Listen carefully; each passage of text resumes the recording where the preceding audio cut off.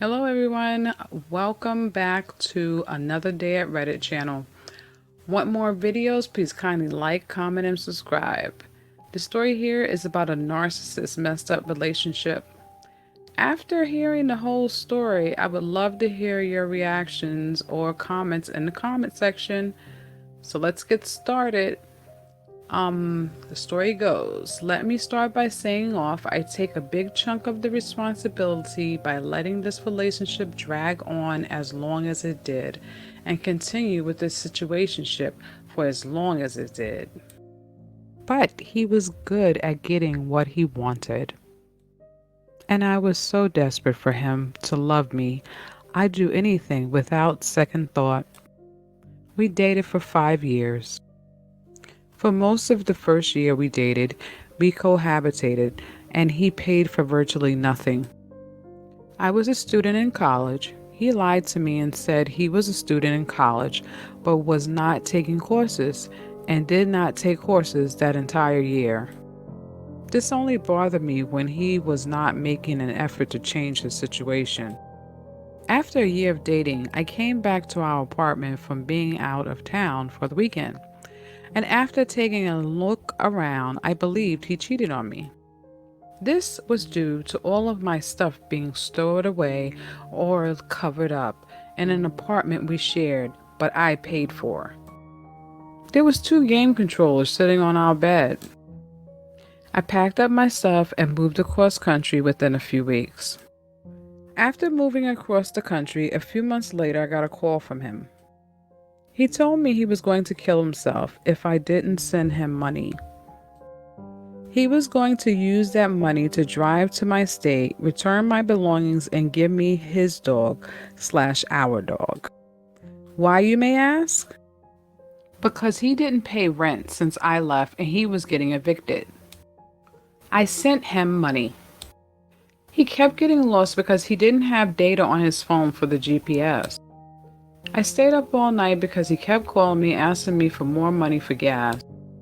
After he arrived, he was in pretty bad health. I made it clear he can stay with me, but he needed to stay on the couch. I had a roommate that knew him from high school, coincidentally. He came inside and passed out on my bed. For the next 4 years, my wishes were never respected. We obviously got back together. I was happy to have him in my life, but for the next 5 months, he was jobless, making my living situation with my roommate super hostile and putting a huge financial strain on me again. During this time, he went on Tinder to find a validation. One of my female coworkers saw him and showed me his profile. I confronted him as soon as I got home, absolutely livid. How dare he violate my trust when he's literally living off of me again? He promised me he never met any of these women, that he was just seeking validation. Yes, everyone, I'm the dumbass that got talked out of the fact he blatantly cheated. He finally got a job and kept that job for years. I was really proud of him. He was trying to do other things too to improve his life reach goals. I was super supportive, investing in things he needed, connecting him with the opportunities. He was doing all the work. I had never been more proud to be his girl. I never had strong suspicions of him cheating, really ever, besides the time I broke up with him and moved away. Because he was so unaffectionate, unless we were intimate, I questioned his love for me. I was extremely insecure. I was seeing a therapist at the time. He proposed to me in January and we moved in with the intentions of getting better jobs and hopefully settling down in a new state. Right after we moved, he became irrationally paranoid. He didn't want to leave the house. He didn't want to do anything. I was really concerned I would have to support us again, and I just couldn't financially afford to. After a week and change into the move, I downloaded Tinder and sat in the lobby of my apartment building, swiping to see if I could find him. I couldn't. I deleted the app and got a few drinks at a bar a block away from the apartment.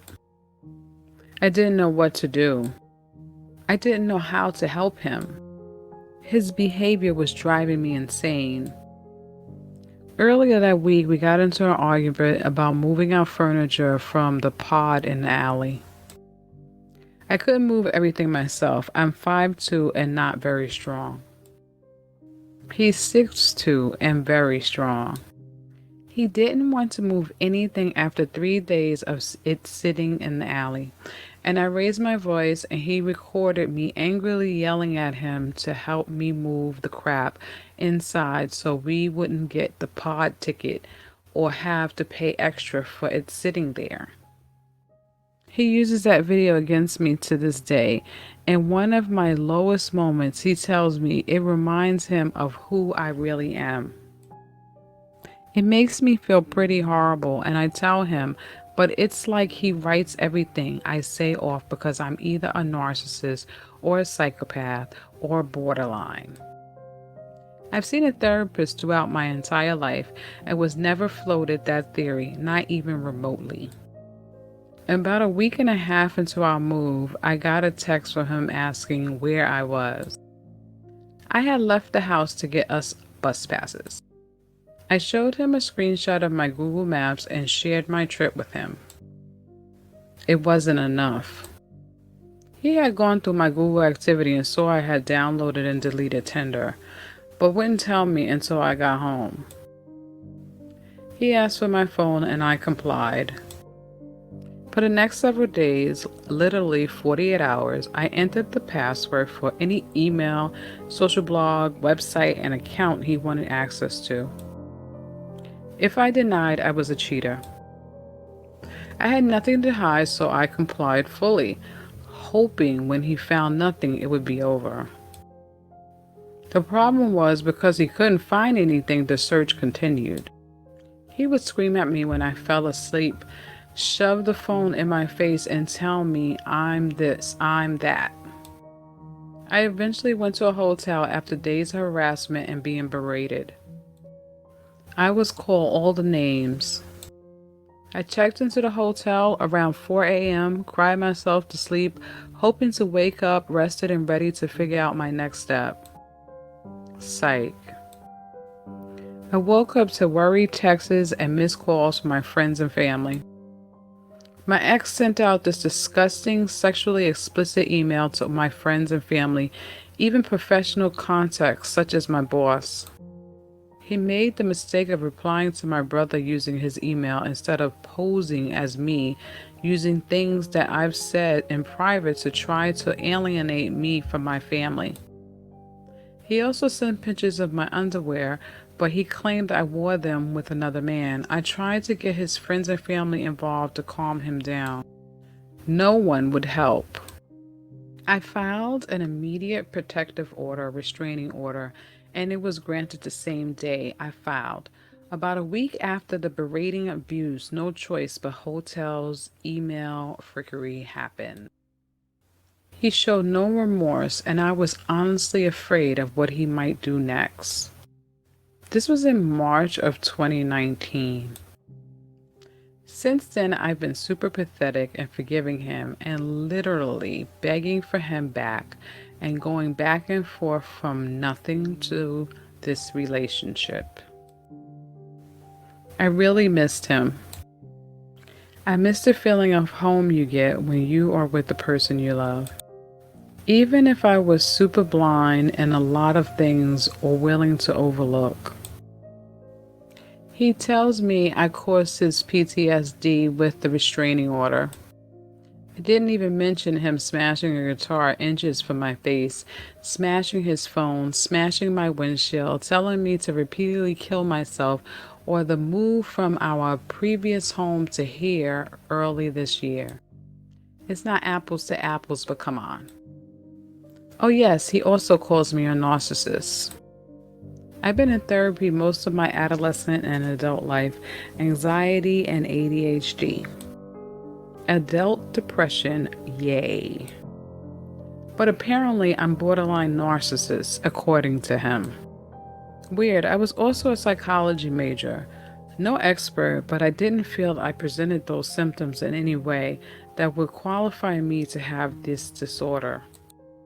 But of course, I didn't know anything in that situation. But if I was being emotionally manipulative for telling him how I feel, I knew exactly what I was doing because I was a psych major. Funny how that works. He also accused me of gaslighting when he would accuse me of things I never did. And when I tried to defend myself, I was constantly on trial. I was never innocent. I was just gaslighting. Like, what the hell? I didn't do anything wrong. He now wants to go no contact. I honestly feel that this is the best thing for both of us. I can't help but to feel sad, but at least he can't call me when he wants to be intimate, and I always comply. For me to be let down every time I ask for anything, like emotional support or literally anything. How do I get past the hurt of no contact? Knowing him, he'll need something soon and he will break it. I don't want to fall back in a pattern where I get verbally abused and financially taken advantage of. He has caused me tens of thousands in debt in my name that he doesn't even remotely care about. He doesn't feel responsible. He tells me just to fold on your credit line. I need help. How do I keep him out of my life? I don't think he means any of this, but it's torture. Wow, what did you think of that story? Do you think that she should stay? Do you think that she should leave? Do you think he can change? Do you think she can change him? Let me know in the comment sections. Remember, if you want more videos, please kindly like, comment, and subscribe. Until next time, bye.